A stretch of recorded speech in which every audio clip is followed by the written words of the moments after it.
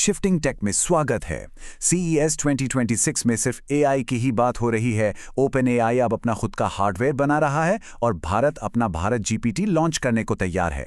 लेकिन एक मिनट, ये सिर्फ इधर उधर की कुछ हेडलाइंस नहीं है। नहीं, ये एक बहुत बड़े बदलाव का, एक बहुत बड़े संकेत का हिस्सा है। ये एक टेक पावर शिफ्ट है। दुनिया में टेक्नोलॉजी का जो बैलेंस है वो बदल रहा है और आज हम इसी बदलाव की एक एक परत को खोलकर देखेंगे। तो चलिए शुरू करते हैं। तो सबसे पहले बात करते हैं CES 2026 की। देखिए, ये इवेंट आने वाले पूरे साल का टोन सेट कर देता है और इस साल का मैसेज बिल्कुल साफ है, सब कुछ AI है। और इस पूरे शो के हेडलाइनर कौन हैं? एनवीडिया के CEO जेनसेन हुआंग। और यहाँ ध्यान देने वाली बात यह है कि फोकस सिर्फ और तेज GPUs पर नहीं बल्कि ऑन डिवाइस AI पर है। इसका सीधा मतलब है कि AI अब बड़े बड़े डेटा सेंटर से निकलकर हमारे लैपटॉप्स और फोन्स में सीधे हमारे हाथ में आ रहा है। ये एक फंडामेंटल शिफ्ट है जो पूरे साल की दिशा तय करेगा। और ये जो शिफ्ट है ना, ये सिर्फ डिवाइसेस तक ही सीमित नहीं है। अब ये लड़ाई जियोपॉलिटिकल हो चुकी है।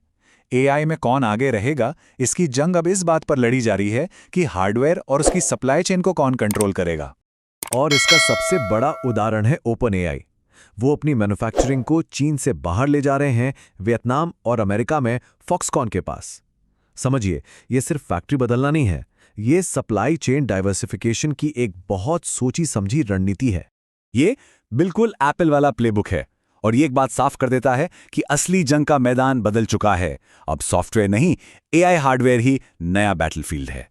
और इस नए बैटलफील्ड का सबसे बड़ा हथियार क्या होने वाला है? स्मार्टफोन। और सैमसंग अपने गैलेक्सी S26 के साथ स्मार्टफोन की पूरी परिभाषा ही बदलने जा रहा है। ये सिर्फ एक ऐसा फोन नहीं है जिसमें कुछ AI फीचर्स डाल दिए हों। नहीं, ये एक AI फर्स्ट फोन है। सोचिए, जेमिनी नैनो सीधा डिवाइस पर, मतलब बिना इंटरनेट के ट्रांसलेशन और समरीज।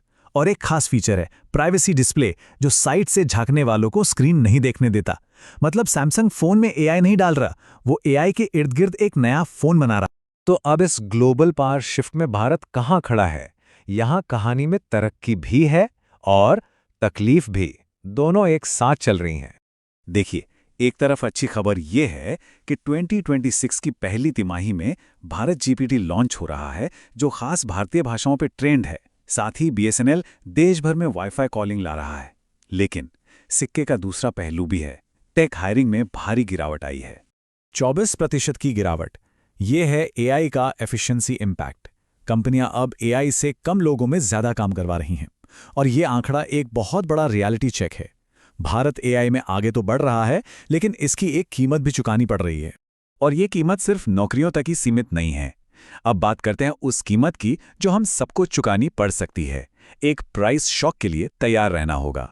अगला लैपटॉप 30% तक महंगा हो सकता है। अब सवाल है क्यों? क्योंकि AI चलाने वाले जो विशाल डेटा सेंटर्स हैं ना, वो दुनिया की सारी रैम सप्लाई खत्म कर रहे हैं। इससे हो रही है ग्लोबल शॉर्टेज और नतीजा, लैपटॉप से लेके फोन तक सब कुछ महंगा होने वाला है। लेकिन इस महंगाई के बावजूद बाजार में जंग रुकी नहीं है, बल्कि जनवरी की शुरुआत ही एक जबरदस्त मिड रेंज वॉर से हो रही है। 6 जनवरी को देखिए, Realme 16 Pro सीरीज अपने 200 मेगापिक्सल कैमरे के साथ आ रही है और उधर Redmi Note 15 भी मुकाबले के लिए पूरी तरह तैयार है। ये ब्रांड्स प्राइस बढ़ने के बावजूद वैल्यू फॉर मनी देने की होड़ में लगे हुए हैं। और ये सब सिर्फ फोन और लैपटॉप तक ही नहीं है। चलिए जरा तेजी से देखते हैं कि भविष्य कितनी तेजी से हकीकत बन रहा है। Rapid fire. SpaceX इटली के लिए सैटेलाइट लॉन्च कर रहा है। ISC बैंगलोर में शेप शिफ्टिंग AI हार्डवेयर बन रहा है। AI से बना म्यूजिक Spotify के टॉप 50 में पहुंच चुका है। और AI वाले ड्रोन्स अब जंगल में अवैध शिकार को रोक रहे हैं। स्पेस से लेकर संगीत तक AI हर जगह अपनी छाप छोड़ रहा है। तो आज हमने क्या देखा? CES का AI पर फोकस, ओपन AI का जियोपॉलिटिकल मूव, सैमसंग का AI फर्स्ट फोन और भारत की AI रेस। ये सब एक ही दिशा में इशारा कर रहे हैं। साल 2026 सिर्फ नए गैजेट्स का साल नहीं है। ये साल है कंट्रोल का, एफिशिएंसी का और इंटेलिजेंस का। हार्डवेयर सप्लाई चेन पर कंट्रोल, AI से आने वाली एफिशिएंसी और वो इंटेलिजेंस जो अब हर डिवाइस में मौजूद होगी। इस पावर शिफ्ट पर हमारी पैनी नजर बनी रहेगी। ऐसे ही और विश्लेषण के लिए शिफ्टिंग टेक को सब्सक्राइब करें। क्योंकि टेक कभी बदलना बंद नहीं करता।